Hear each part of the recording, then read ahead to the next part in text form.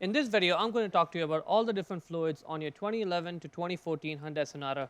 We're going to talk about which fluids are there, how often do you need to check them, how do you refill them, and if you have to refill them, what do you refill them with? Open the driver's side door. Right there, where the driver's left side foot goes, there's a hood release lever there, the sign on it. Pull it. Now in front of the vehicle, right on top of that Hyundai emblem there, put your hand in there and pull it up. And the hood just opens up and it's supported by those two rods over there. So now let's first off check out the brake fluid. That's the brake fluid reservoir right there. And in order to check the level, you can see it from outside. You don't need to open up the cap. So see there's a sign there that says min and max. So the level should be between the two. And if you want to get some more clarity, you can wiggle the reservoir a little bit lightly and you should be able to see them. You do not need to open up the cap. Now the way the brake system works is you got three main components to it. You got the brake pedal, you got the brake fluid, and then you got the actual brakes. The only thing that connects your brake pedal to the brakes is the brake fluid. So obviously it's very important. Now if you want to make sure that it's in good condition and that there is enough of brake fluid. The problem with brake fluid is that it's hygroscopic, meaning it just loves moisture. The moment you expose brake fluid to the atmosphere, it's just going to absorb all the moisture out of the air. And that's the problem because you do not want brake fluid and moisture to be mixed together because that makes it unpredictable. And when that does happen, your brake pedal now starts feeling spongy and mushy and the car takes longer distances to stop, so that's not good. If it does happen that you left the cap off for more than 15-20 minutes, what I strongly suggest you do is you take your car to a mechanic. They have a device that can measure the moisture content in the brake fluid and they can tell you if you're okay or if you need to get your brake fluid flushed out. And if you do need to get it flushed out, that's one place you do not want to cheap out on. So definitely just get it done if you have to get it done. It is what it is. The brake system is sealed off, right? So it doesn't really consume brake fluid on a daily basis. So it's not like you have to top it off every now and then. The reason why you may notice a change in the brake fluid level though is that one, either there's a leak in your system which is serious and you definitely want to get that checked out, or two, your brake pads are worn down. So what happens is when you get new brake pads, they're thick. Over time though, they get worn down and they get thinner. And now in order to compensate for the thinner pads, the worn down pads, the brake system takes some of the fluid out of the reservoir and into the actual brake lines. So that may cause the level to go down in the reservoir. All right? So those are the two reasons. And if you do have to top it off, I'll show you how to do it. Now if you do have to refill it, what type of fluid do you need? It says it right there on the cap. See, it says .3 or .4 brake fluid. So go ahead and get it.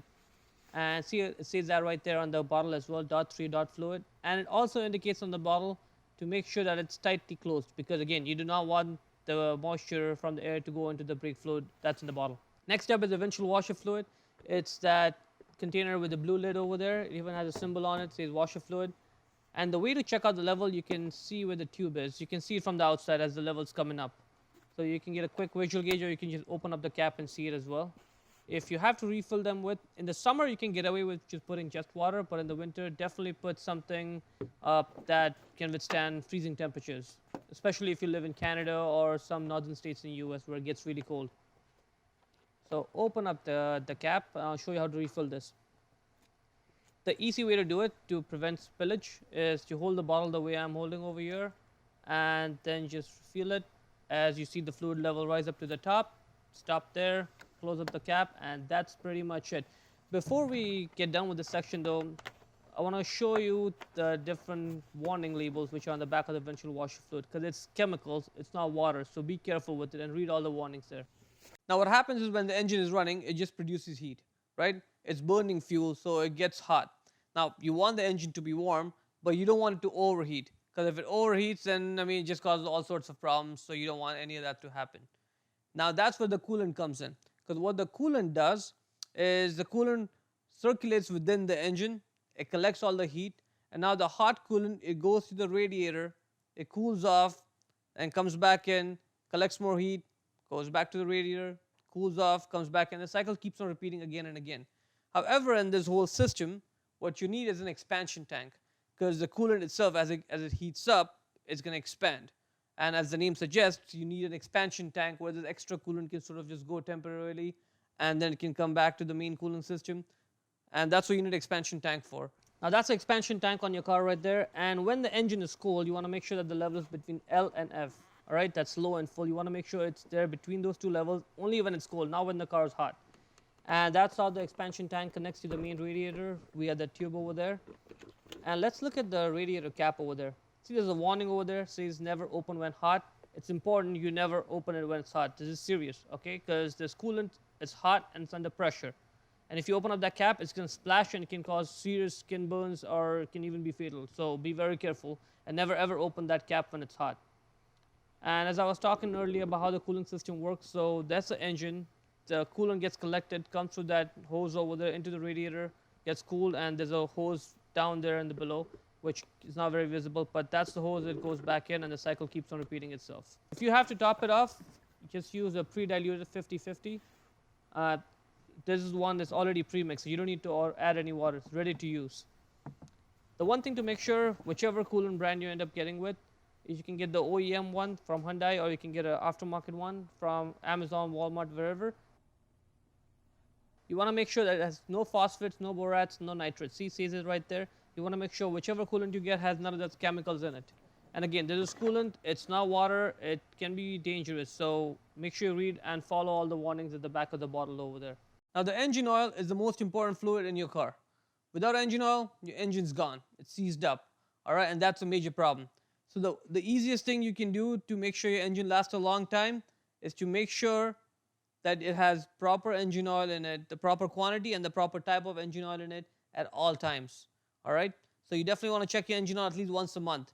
Don't wait for that warning indicator light to come on your dash. By the time it comes on, it's too late. And if you're in the middle of nowhere, you may not even have a way to go get new engine oil and top it off. So just check your engine oil level once a month at least. Now, the reason why the engine oil is so important is because if you open up that engine, you will find there's hundreds of small pieces which are so close together, working at high speeds, under high temperature, and they just keep on going on for such a long time. And the only thing that prevents the metal parts from rubbing against each other is the engine oil. All right? So that's the one thing you definitely want to make sure you are in good shape. That is the engine oil dipstick. See, it even says ENG oil, engine oil. The way to check it is you want to get the dipstick off, wipe off all the oil off of it first, reinsert it, and then check it. There's a special video that I made just for checking the engine oil. I'm going to put the link to that in the description. You can check it out. And if you do need to top it off though, you can top it off from the cap over there. And it says that on the cap right there that this engine uses SAE 5W30. Okay? So that 5W30 you saw on the cap over there, you want to make sure that it matches to what it's on the bottle. The engine oil bottle. See, it says SAE 5W30. You can use any brand you want. I'm just showing this for this video. Now the transmission fluid. I'm sure you're probably wondering where the transmission fluid dipstick is. It's not like the older cars. This car, this transmission is sealed for life. So there's no dipstick for us to just go and pull it out and check the quality and the level of transmission fluid. But in reality, it's more like sealed till the warranty lasts. It's not really sealed for life for as long as you're going to keep the car. So if you're going to keep the car for a long time, what I suggest you do is every 100,000 miles or 160,000 kilometers, you can flush the fluid. There is a drain plug and there is a way to fill up the fluid. There's just no dipstick. That's about the only thing. But if you really want to just flush the fluid, you can do it. So every 100,000 miles or 160,000 kilometers, just get the transmission fluid flushed and you should be all set. Now, power steering fluid. There is no power steering fluid in this car because this is not a hydraulic based. The older cars used to have a hydraulic power steering system, and hydraulic systems had fluid in it. So there was a way for you to check the fluid and make sure it was topped off, good condition, all of that. But this car has electric power steering. So the way the power steering works is there's a motor that actually helps you turn the steering. So if anyone tells you you need to get your power steering fluid flushed, there is no power steering fluid in this car. It's funny, and the reason why I even mention is because in one of my previous videos for our 2017-2018 Hyundai Elantra, which again also has electric power steering, someone mentioned that they took the car to a dealership and the dealership technician suggested that they should get a power steering fluid flush, which had made no sense to me whatsoever. And I mean, just doesn't make any sense because there is no fluid to begin with. I mean, there's no point of having fluid in it. So If you're wondering where the power steering fluid is, there is none in this car, and that's one less thing to check and worry about.